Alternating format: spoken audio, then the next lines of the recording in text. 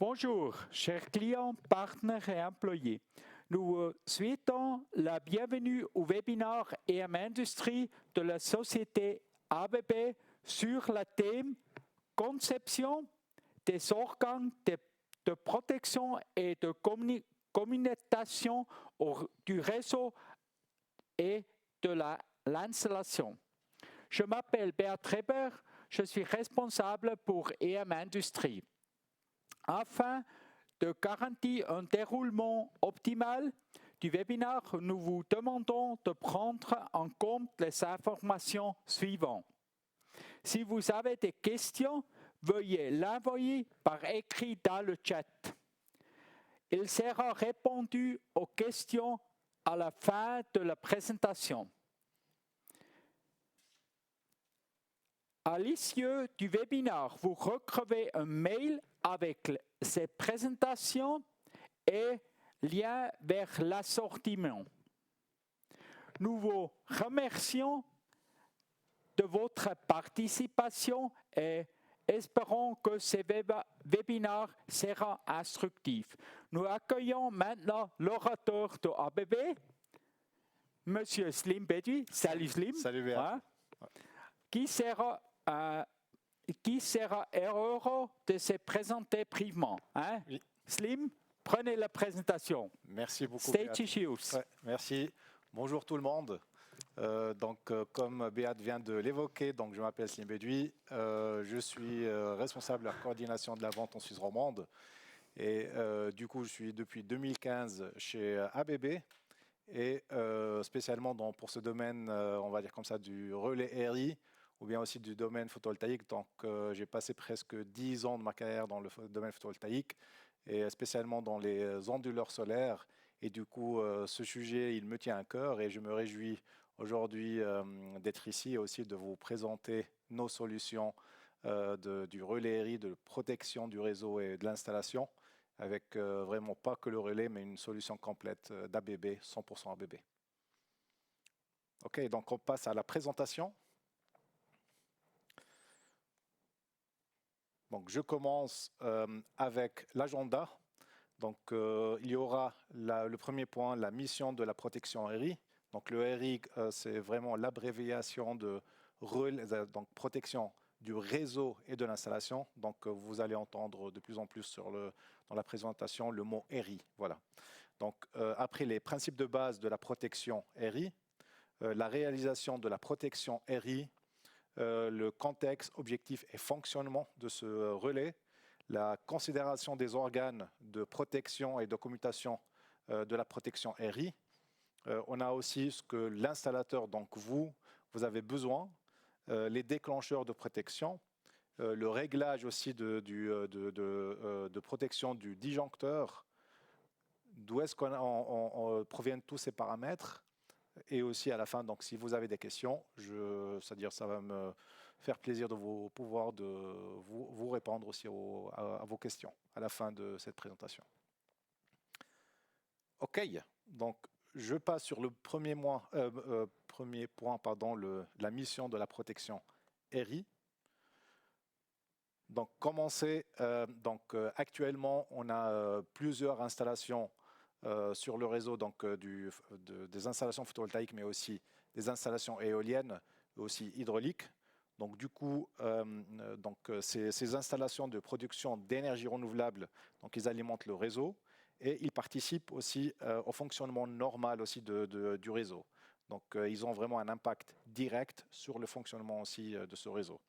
Donc on sait très bien qu'avec cette énergie 2050 en Suisse, donc, du coup, on a des milliers de petites installations, de grandes installations qui sont déjà installées, mais aussi il y aura plusieurs installations, en espérant aussi des milliers d'installations qui vont être aussi installées dans le futur prochain.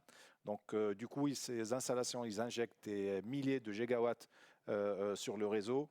Et donc, pour garantir aussi cette stabilité du réseau, afin que ce réseau fonctionne aussi normalement, et on n'endommage pas aussi les installations, ou bien on va dire comme ça, les ménages à la maison comme au bureau aussi. Donc, c'est extrêmement important d'avoir aussi cette protection afin de garantir ce fonctionnement. Donc, exactement. Donc, à la fin, donc, on doit aussi garder donc, la balance entre la production de l'énergie et aussi l'énergie consommée. Donc, c'est important aussi, donc, si on parle par exemple d'une puissance produite qui est plus grande que la puissance consommée, donc on parle d'une surtension. Et si on parle aussi d'une puissance produite qui est plus petite que la puissance consommée, donc on parle d'une une sous-fréquence. Donc avant, je parlais d'une surfréquence et là d'une sous-fréquence. Donc c'est important, le relais RI, il monitore ou bien il protège et aussi il contrôle deux aspects, la tension et la fréquence côté réseau. Donc la tension elle doit être stable et la fréquence aussi de 50 Hz doit être aussi stable. Donc on va venir après sur les détails. Donc je pars sur le deuxième point, donc les principes de base de la protection du réseau et de l'installation, donc le réseau RI. Donc là, je pars sur le schéma. Donc je vais aller aussi après dans le live pour montrer aussi les produits directement sur le live.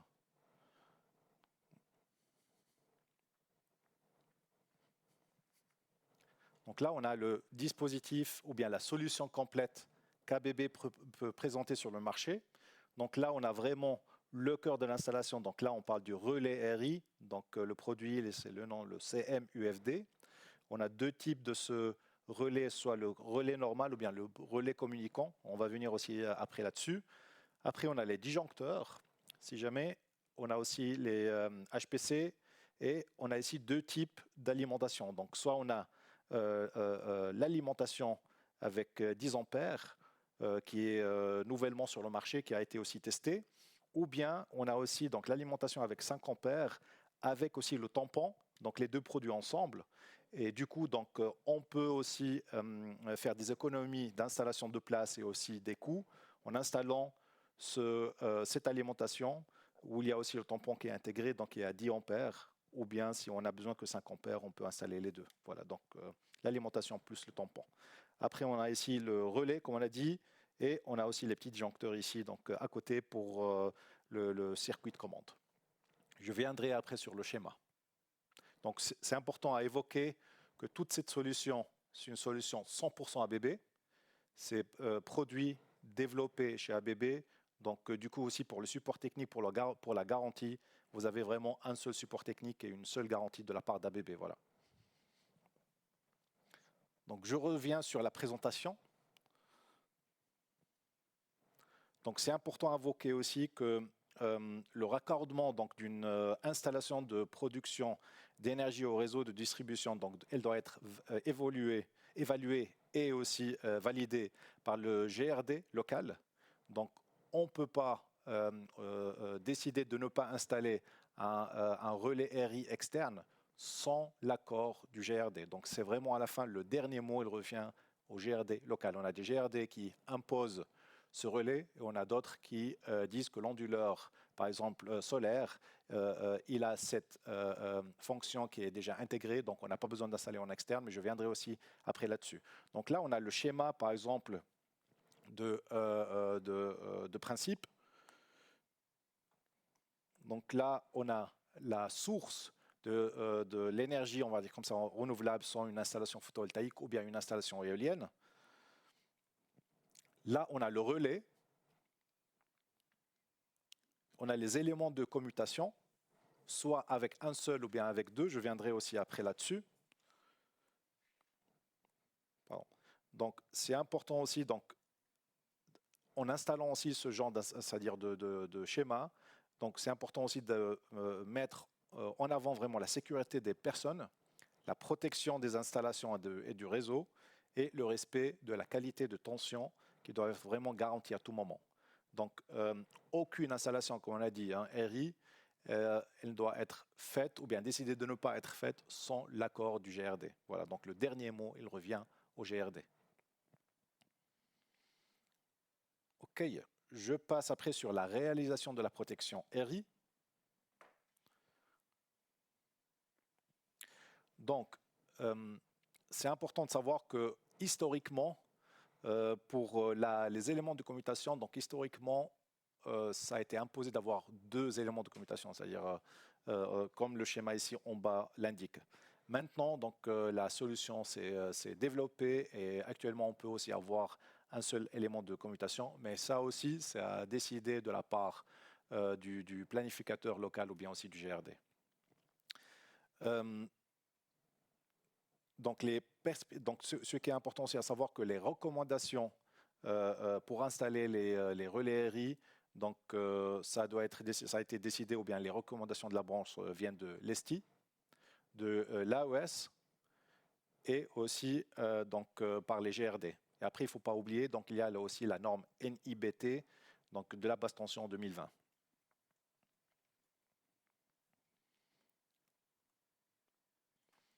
Donc là, à la fin aussi, de redire que la décision finale, c'est important, comment une protection RI est à réaliser doit être définie par l'entreprise d'électricité locale ou bien le GRD.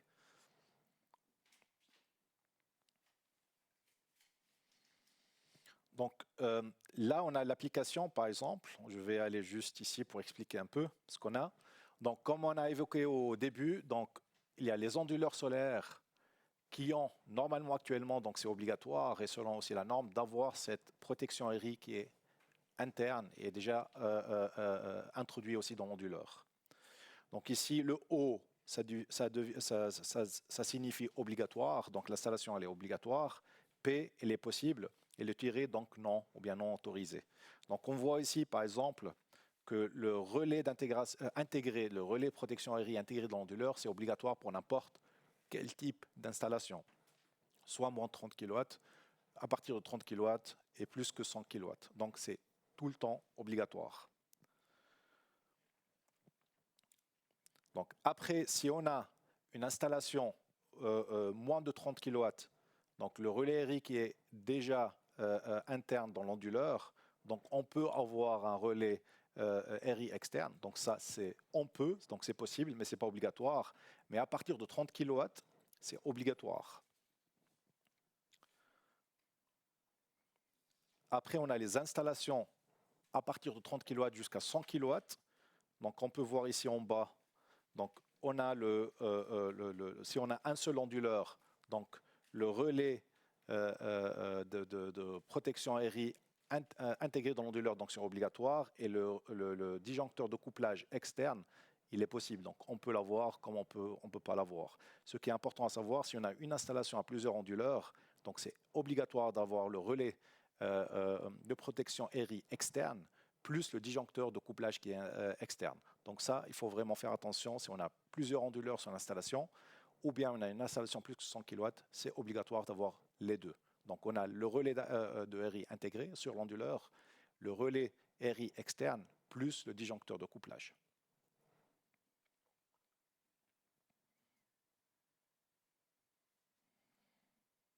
Donc le contexte, objectif et fonctionnement.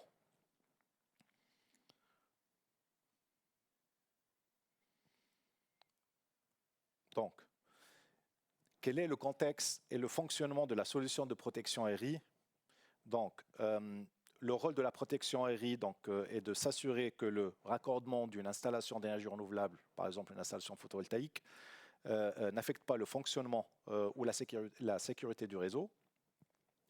En règle générale, donc, on peut dire qu'après une coupure due à un défaut du réseau, à un défaut aussi de l'installation d'énergie renouvelable, il ne faut pas aussi que l'installation d'énergie renouvelable se mette en marche. Donc, une fois on a un défaut sur le réseau, bien aussi sur la fréquence, bien sur la tension côté AC, l'installation d'énergie renouvelable, elle doit couper immédiatement. Pourquoi? Parce que ça peut aussi engendrer, donc si jamais ça ne coupe pas, ça peut engendrer aussi des problèmes. Donc si on a une surtension par exemple, si on a une surtension, ça peut provoquer que des machines aussi dans vos bureaux, aussi donc dans vos ménages, ils peuvent aussi tomber en panne, donc ils peuvent être vraiment défectueux. Et si on a une sous-tension, donc par exemple dans une usine, on a des moteurs, ils peuvent surchauffer, donc ils peuvent soit griller, soit aussi à long terme, ils peuvent avoir aussi une durée de vie qui est plus courte. Par exemple, même à la maison, si on s'assoit à la maison, on peut voir aussi parfois que les lampes sont en train de vaciller. Donc, du coup, ça c'est aussi une indication qu'il y a une sous-tension.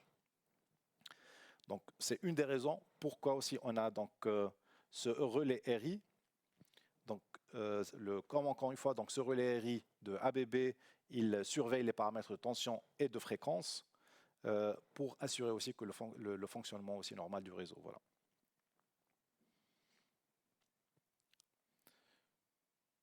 Il y a aussi de plus en plus, c'est-à-dire plus en plus, mais on voit aussi parfois en Suisse qu'il y a aussi des installations en îlot.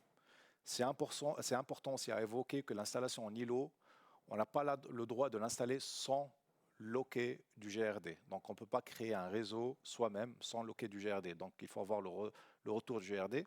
Et deuxièmement, donc si on a une installation en îlot, il faut vraiment simuler le réseau. Donc côté AC, afin aussi de permettre qu'il y ait une installation qui fonctionne normalement et qui respecte aussi les normes et les paramètres du réseau. Donc il faut simuler le réseau, il faut avoir aussi une batterie. Et voilà, donc le plus important, c'est vraiment d'avoir le loquet aussi du GRD. Voilà.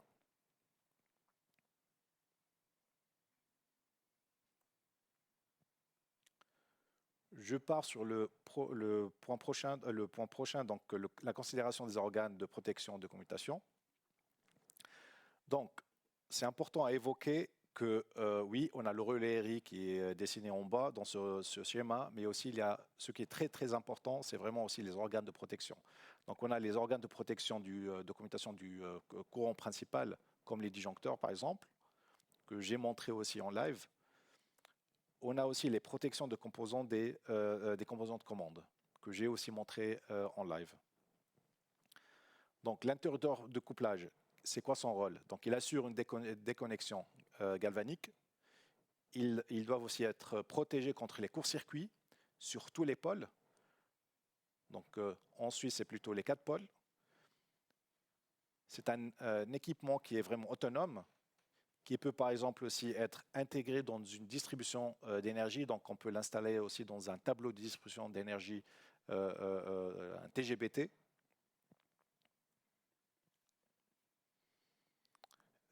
Les interrupteurs de couplage, ils peuvent être aussi des disjoncteurs, des interrupteurs sectionneurs ou des contacteurs. Donc, j'ai montré aussi en live avant aujourd'hui. Donc, c'est un peu ce qui est devant moi, là.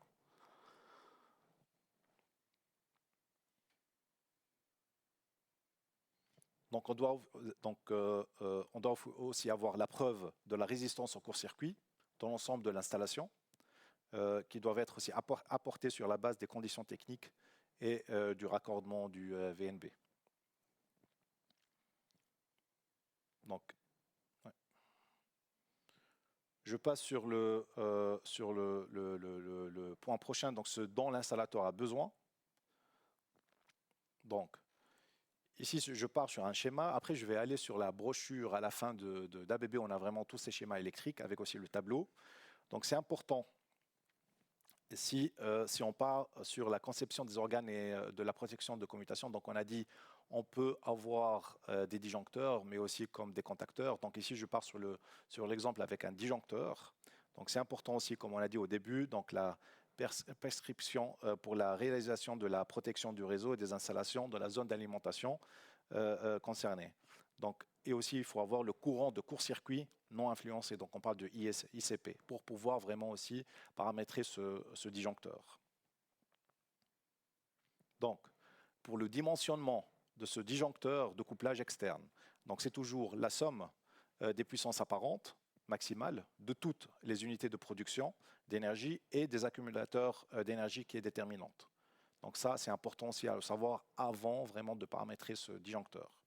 La résistance au court-circuit des organes de commutation et de protection selon les données aussi du réseau, du gestionnaire du réseau, donc le GRD, et la disposition et le dimensionnement sont effectués conformément à la norme NIBT, donc la norme de la basse tension.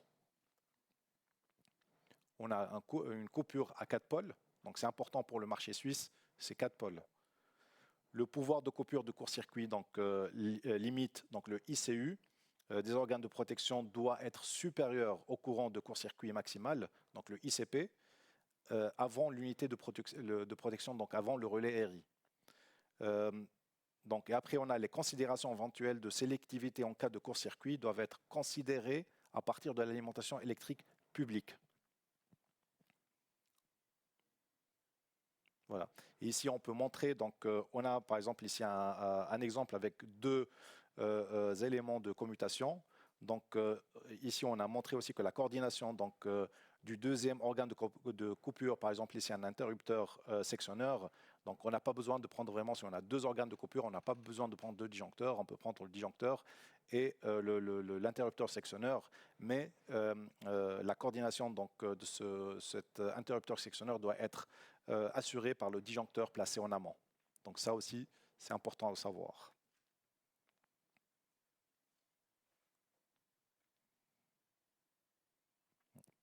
Et ici, c'est aussi à savoir donc, si le ICP il est plus grand que 10 kA, donc les organes de protection doivent être dimensionnés en conséquence. Donc les informations concernant le niveau de court-circuit doivent être fournies par le planificateur ou bien aussi l'électricien responsable. Après, je passe sur l'exemple où on met un contacteur. Donc c'est important aussi, c'est la même chose ici, donc la prescription pour la réalisation de la protection RI dans la zone d'alimentation concernée. Donc là, on doit les avoir de la part du GRD et aussi le courant de court-circuit non influencé. Donc on parle ici de la valeur ICP. Après, avec le contacteur, c'est la même chose, un peu comme avec le disjoncteur. Donc, on a le dimensionnement de disjoncteur de couplage externe, c'est toujours la somme des puissances apparentes, maximales, de toutes les unités de production d'énergie et des accumulateurs d'énergie qui est déterminante. Le respect de la catégorie d'utilisation pour les applications de la protection. Et c'est important ici la protection contre les surcharges et les courts-circuits du contacteur, qui doit être assuré par le dispositif de protection placé en amont. Donc, par exemple, des disjoncteurs de puissance, des disjoncteurs de ligne ou des fusibles HPC en amont selon les besoins de la puissance. Donc, là aussi, on a pris un exemple avec deux contacteurs, mais on a aussi d'autres exemples que je vais montrer après avec un seul contacteur. Et c'est la même chose si le ICP, donc il est plus grand que le 10 kA, donc les organes de protection doivent être dimensionnés en conséquence. Voilà.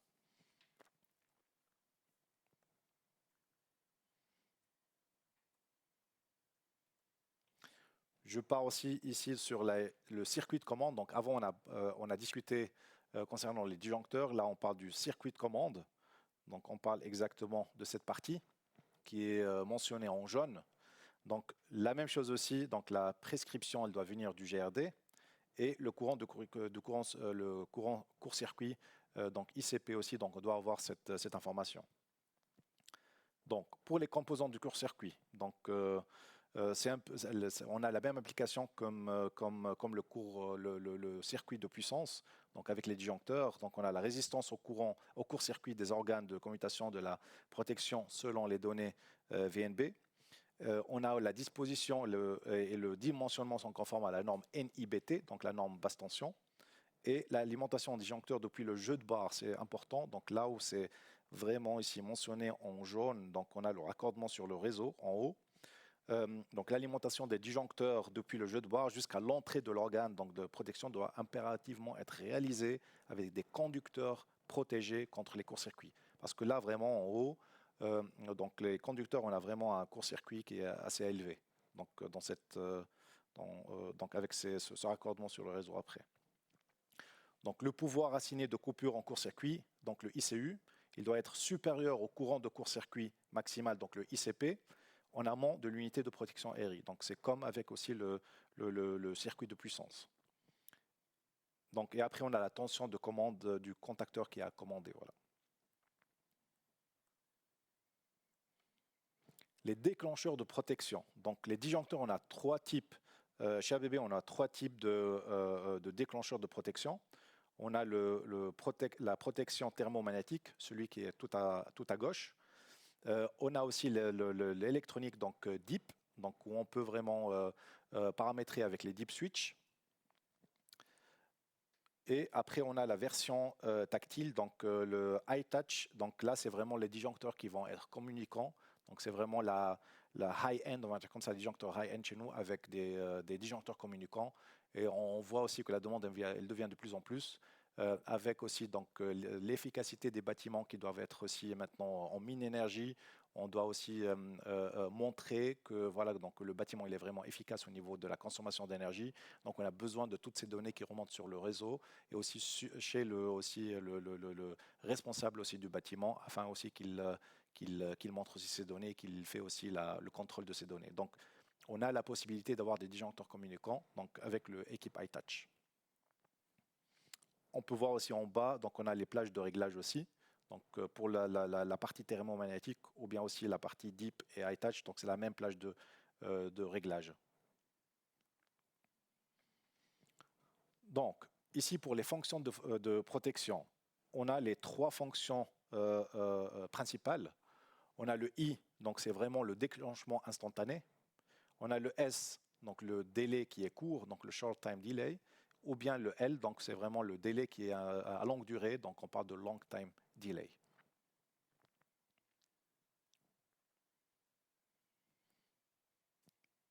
Après, on passe sur le réglage de protection de disjoncteur. Donc ici, il est très important de distinguer donc, la protection contre les surcharges et la protection contre les courts-circuits. Donc on a ici, on a les éléments de commutation, donc disjoncteur ou bien aussi le interrupteur sectionneur ou bien le HPC, ou bien le contacteur.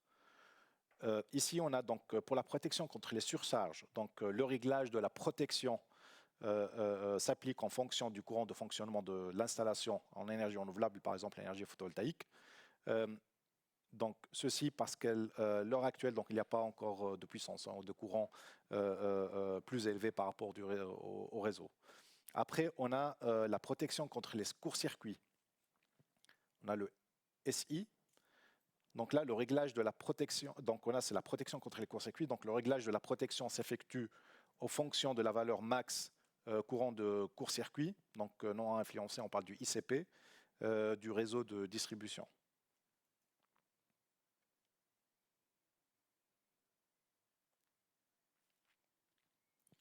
D'où proviennent tous ces éléments ou bien aussi ces paramètres. Donc c'est important, comme on l'a dit au début, donc le calcul et la simulation de ce réseau, donc comme aussi les courants de court-circuit, sont possibles donc avec le ABB DocWeb. Donc on a vraiment le software ABB DocWeb. Du coup là on a vraiment donc le calcul, la simulation du réseau qui peut être faite. Il faut aussi prendre en compte donc les conditions d'installation sur place, y compris l'unité, l'installation de production d'énergie, et le réglage du relais de surveillance de l'alimentation du réseau selon le réglage donc, national, donc AOS en Suisse. Donc, et après, ce qui est important, encore une fois, donc la décision finale, elle revient au GRD. Donc, avant d'installer ou bien de décider soit d'installer, de ne pas installer un relais RI, il faut vraiment discuter avec le GRD, avoir les données, comme on a mentionné aussi avant. Ces données sont importantes pour paramétrer le relais en lui-même, mais aussi pour paramétrer aussi les disjoncteurs et aussi donc, les dispositifs de commande.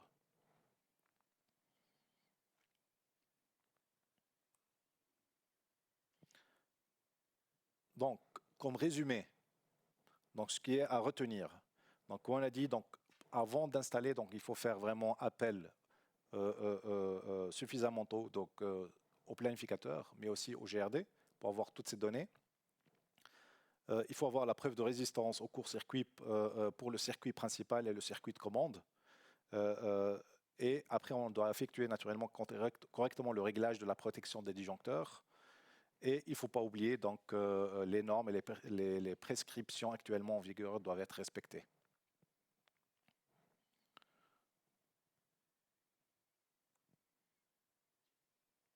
Donc là, on a tout vu normalement pour aujourd'hui. Je passe après sur les brochures qu'on a. Donc on a plusieurs brochures chez ABB que vous pouvez aussi consulter sur notre site web. Donc là, on a tous les liens. Ce qui est important, c'est à savoir que cette présentation, elle va être en votre disposition. Donc vous allez avoir aussi accès à ces liens. Et du coup, ici, je montre aussi notre brochure qui est aussi en ligne chez ABB. Et aussi sur le site web de EM, vous allez trouver aussi cette brochure. La brochure, elle est vraiment complète. Donc, ça peut vous aider à choisir le dispositif qu'il faut, le schéma qu'il faut aussi. Donc là, on a plusieurs possibilités, plusieurs schémas aussi d'installation. Je peux ici, donc ici, les schémas, il y a aussi le lien derrière. Hein. Donc, je peux aller ici sur une des installations. Ce qui est important aussi dans la brochure, on a deux types de relais, donc le relais normal et le relais communicant. Ici aussi avec le numéro aussi de référence pour pouvoir aussi les commander chez EM. Ici, comment configurer aussi donc, le relais, les données. Et après, je pars ici par exemple sur un schéma avec un contacteur. Donc ici, avec un contacteur avec un tampon ou bien un schéma avec un contacteur et son tampon. On peut voir ici donc tout à gauche en bas. Donc on a le tampon et ici son tampon. Ici avec un schéma avec deux contacteurs. Et ce qui est bien, donc on a vraiment aussi le dispositif du matériel. Donc vraiment on a tout le matériel dont vous avez besoin. Donc ici on a par exemple l'alimentation électrique. Si on part par exemple ici sur une puissance de 15 kW ou bien un courant à 24 kW, ou bien ici on part sur une installation de 45 à 60 kVA et le courant il est entre 72 et 96 ampères, on peut avoir vraiment ce matériel. Donc on a aussi le numéro de matériel ici de l'alimentation électrique, du tampon et on a aussi donc le numéro pour le relais de protection, soit avec le mode bus TCP, donc en communiquant ou bien non communiquant. Ici, on a ce qui est important, il ne faut pas oublier les tensions d'alimentation. Donc ici, on parle de la protection du circuit de courant de commande. Donc là, le F1 et F2, ce que vous avez vu aussi sur les schémas. Donc là, c'est important d'avoir toutes les informations afin aussi de choisir la bonne protection. Et ici, par exemple, si on reste sur la même installation entre 45 et 60 kVA et 72 jusqu'à 96 ampères, donc là, on a par exemple aussi ce qu'on recommande pour les dispositifs de commutation, donc le contacteur par exemple, ou bien aussi donc, voilà, donc les contacteurs d'installation, ou bien le contact auxiliaire. Voilà. La même chose ici donc, avec des disjoncteurs, donc le Tmax. On a aussi des schémas avec le tampon ou bien son tampon. Là, on a des installations aussi donc, de 30 kVA jusqu'à 135 kVA ou bien entre 160 et 216 ampères. La même chose, on a le tableau pour le matériel qu'on recommande pour passer commande directement chez EM. Voilà. Donc là, la brochure elle est complète avec différents types de schémas. Donc là, normalement, on doit avoir tout type de scénario pour les installations photovoltaïques ou bien d'énergie renouvelable. Voilà.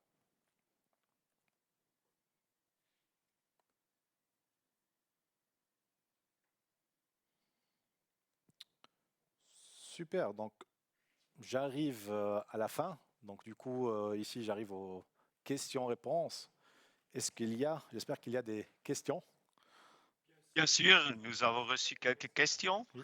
Je commence avec la première. Combien de temps d'écart de tension ou de fréquence doit-il être présent pour que la protection RI soit activée? Ok, donc ça c'est important à savoir et aussi il faut vraiment observer et respecter les recommandations du GRD et aussi de l'AES, donc de la recommandation du secteur, on va dire comme ça, AES et aussi du GRD. Donc ça c'est selon ces retours du GRD qu'on peut vraiment avoir cet écart de tension ou de fréquence. Merci beaucoup pour la réponse. Je continue avec la deuxième question. Outre les installations photovoltaïques, quels sont les autres types d'installations de production d'énergie? Donc, on a naturellement donc, tout type d'installation d'énergie renouvelable. On parle de l'installation photovoltaïque, mais aussi des installations éoliennes. On parle aussi de tout ce qui est aussi hydraulique. On parle des stations de recharge bidirectionnelles qu'on va voir de plus en plus en Suisse. Donc, il y a déjà des installations en test, des installations bidirectionnelles pour les voitures électriques. Et naturellement aussi donc, les installations d'alimentation de secours, donc les UPS. et les installations de remplacement de réseau, donc les installations ILO par exemple, et etc. Donc il y a vraiment beaucoup d'autres aussi installations, voilà, où on peut appliquer ce relais de protection. Merci beaucoup. Je continue. La protection RI peut-elle également être apportée sur un système de contrôle? Oui, exactement. Donc, comme on a évoqué, on a deux types de relais de protection. Donc, on a le relais de protection normal non communicant, mais on a aussi le relais de protection communicant, donc en mode bus TCP. Donc, avec ce relais de protection en mode bus TCP, on peut l'intégrer dans un réseau ou bien dans un système de contrôle, voilà, général. Merci beaucoup. Et j'arrive avec la finale question. Le fonctionnement en ILO d'une installation photovoltaïque est-il possible? Oui, c'est possible. On retrouve ça rarement en Suisse, mais ce qui est important, que cette installation en îlot, elle doit être installée que selon l'accord du GRD. Donc, on ne peut pas décider nous-mêmes de créer un réseau en parallèle. Donc, il faut vraiment avoir un accord de la part du GRD pour pouvoir faire une installation en îlot. Et du coup, après, si on a l'accord, donc on doit vraiment pouvoir simuler aussi ce réseau. Il faut avoir la batterie, il faut aussi avoir le réseau de remplacement, on va dire comme ça, et l'installation aussi d'alimentation de secours, on va dire comme ça, donc qui doit être aussi sur place. Voilà. Très bien, merci beaucoup. Ça, ce sont toutes les questions qui sont arrivées jusqu'à ce moment. Je retourne à toi et à Béat. Merci beaucoup. De rien. Hey, merci beaucoup, Slim. De rien. Merci à toi, Béat. Merci. C'est une super question de vous, cher client. Oh, encore une fois, hein. C'est pas le microphone. Hein. Encore une fois, hein. Merci Slim. Hein. Merci à toi. C'est une super question de vous. Merci beaucoup. C'est des autres questions, s'il vous plaît, écrites dans le chat. Nous sommes là. Je veux remercier de votre participation. Pas un point, c'est tout ça. Vous trouvez ça dans notre webshop et c'est clair. Hein? Tous les schémas et tout ça, c'est aussi dans le webshop. Oui. Et le bon point, Slim a déjà dit, hein, c'est tout est testé. Hein? Avec le schéma, avec notre offre dans le webshop, ça c'est tout. Avec une clic, vous avez reçu tout. Hein? Oui. Et tout testé avec le know-how de ABB. Exactement. Hein? Ouais. Ça, c'est un package très bon pour vous, chers clients, chers partenaires. Merci encore une fois pour votre participation et vous souhaitons une bonne journée et une bonne semaine. À bientôt. Merci. Au revoir. Au revoir. À bientôt.